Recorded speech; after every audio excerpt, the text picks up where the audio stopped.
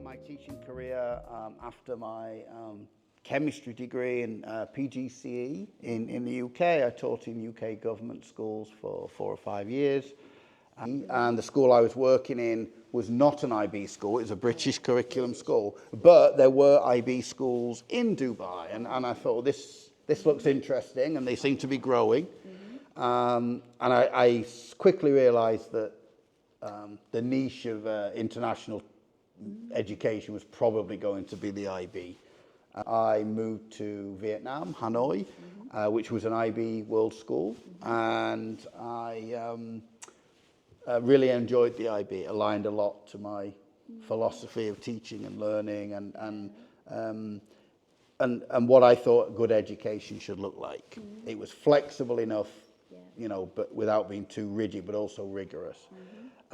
Pick up the role of IB diploma coordinator.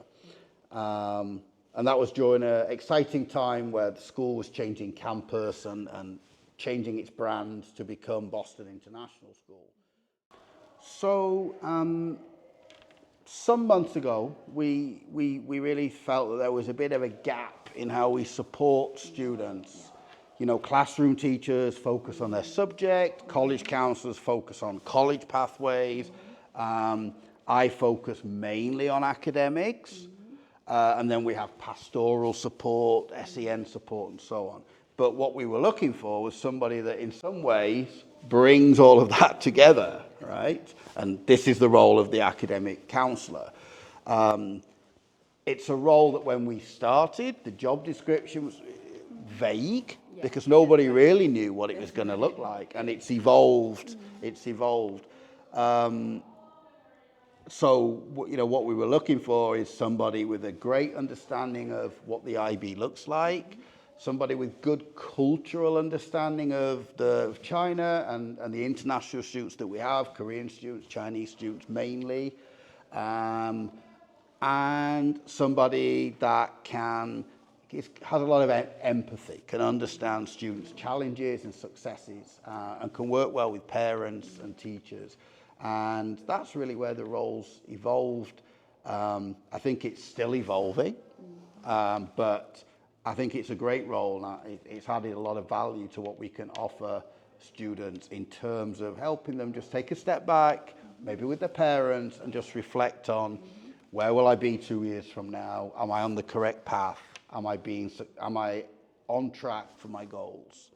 That's really what we're focusing on. I mean, my role as the official IB diploma coordinator is, you know, we have the IBO, and then each school has a DP coordinator, and it is my job to uphold the standards and practices of the IBO in this school. So I'm like the bridge between the IB and the school. And that's really my role. And that involves everything from what teaching and learning looks like, assessment, and all the administration of exams and IAs and coursework and all of that. But what we need is somebody that's a bridge between the DP coordinator and the families or the student. And I think that's really the academic counsellor. And so there's a lot of collaboration. Right? I think we're still, as I said, I think we're still building that bridge a little bit. It's still evolving. But there's a lot of collaboration. We often meet, we talk about students, we arrange meetings with parents. Sometimes the meetings are challenging emotionally, right? You know, that's one of the challenges. They can be quite challenging. But I think between us, I think we do a great job.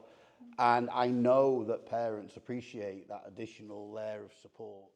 There are a few. I think we already spoke a bit about the cultural side. So, you know, particularly in this part of the world, families and students have a preconceived idea about what education and grades and exams look like. That's right. And they're looking at a percentage and a score and all this kind of thing. And so marketing the IB approach to families and building their understanding is a big challenge of the academic counsellor. I think another one is because there's a strong emotional element to the job sometimes. Some of our interactions with families are challenging because they have to face reality.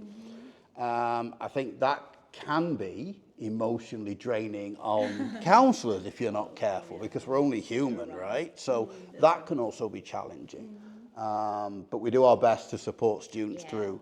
But I know we take on a lot of the emotion ourselves, and we have to probably not do that. We have to put our own barriers up. So I think that's a big challenge. Right. Okay. More active involvement in maybe our high school advisory program would be one option. I would also like to have a structure where each semester, each child has a one-on-one mentoring check-in, either with you, myself, or a combination, depending on the child, and we can adapt it to the child. Because having those conversations with their subject teachers can be difficult, and college counsellors have a different role, and our pastoral counsellor is a different role to that. And so I think one-on-one mentoring, like coaching, some students would need more than one session, depends. Some students are very self-running. I think that would be an interesting way to expand the role, so that we can really get to know the strengths and challenges of each student early enough that we can intervene and make a difference. That's the big thing. Fantastic. Yeah. Thank you.